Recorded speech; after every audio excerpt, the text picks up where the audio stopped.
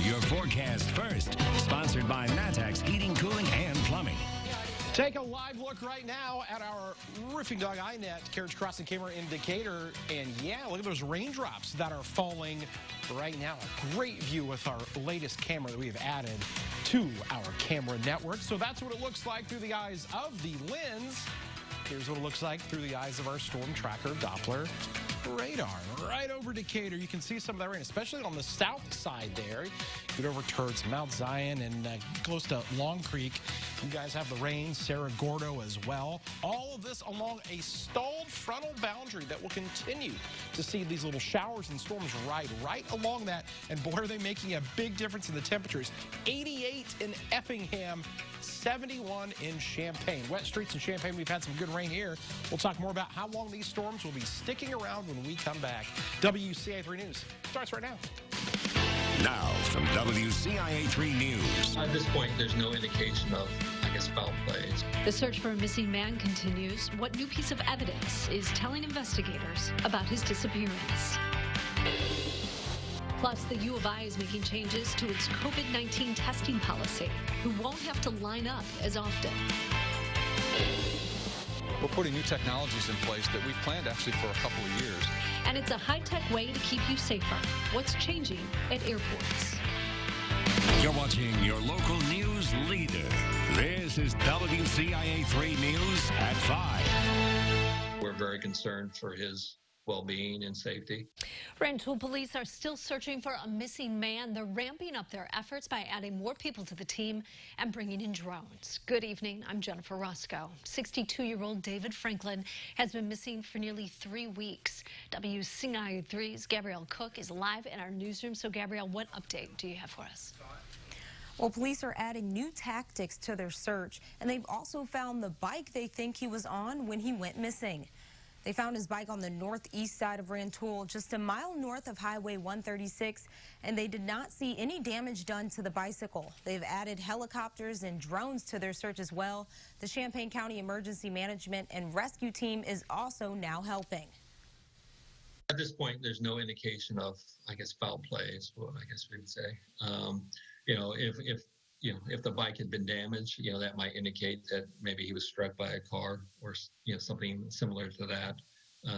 In this case, there was no damage. Franklin also had medical problems, so his family is concerned that if he doesn't have access to his medicine, and he's also been missing since August 19th. Police are asking if anyone has any information to contact their detectives. You can find that number on our website, WCIA.com. Jennifer? All right, Gabrielle, thank you so much. Champaign police are working to learn more details about a shooting. Authorities were called to the hospital last night for a gunshot victim. The 27-year-old man was shot twice. They believe it happened on Kenwood Road behind the Swan Special Care Center.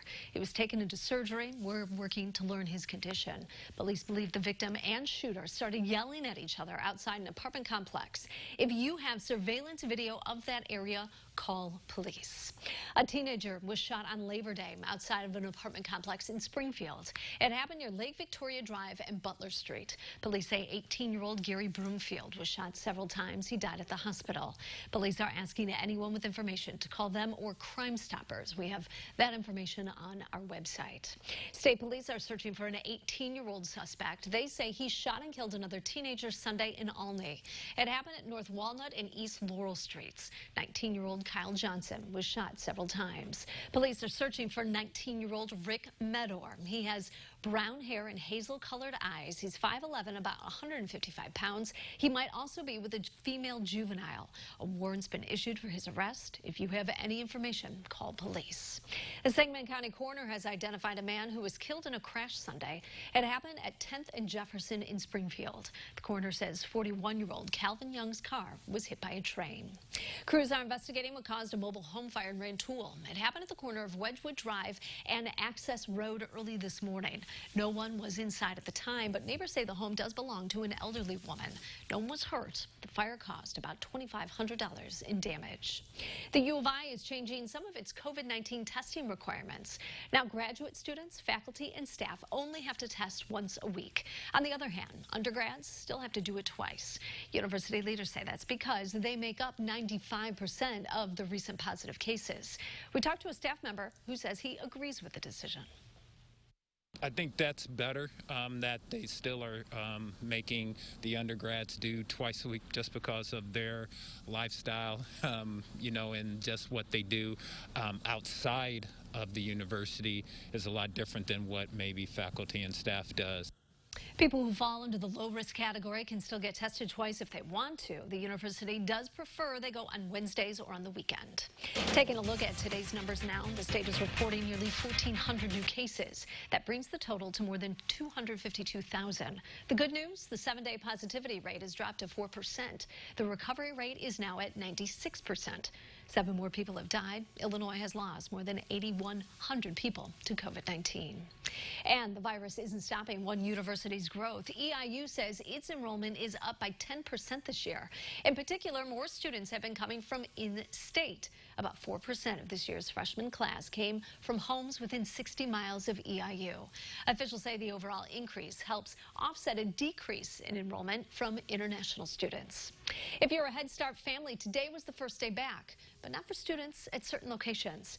As we first told you, 7 Head Starts under East Central Community Action Agency's oversight were shut down. The federal government rescinded its grant to the agency. Fiscal mismanagement by officials prompted the move. That was a week ago. A new agency will run the Head Start locations in the meantime, but a start date hasn't been set yet. That means families will have to find alternative providers or wait for the locations to reopen. Work started on the Rantoul Family Sportsplex earlier this year, and they got another donation for the project. The Bank of Rantoul and Denny and Ann Long are giving $130,000 to construction. The bank is celebrating its 100th year, so they're donating $100,000 toward video boards. The Longs are giving $30,000 on behalf of the Jackie Long Foundation. That's named after their daughter, who died of cancer. Their director of sports marketing believes this donation is just the start. There's obviously lots of opportunities for all kinds of sponsorships and partnerships for the complex. These 2 gifts in particular are super important just because they're kind of kicking off a lot of the efforts that we're trying to put forth with the complex. Construction is expected to finish in April of 2021.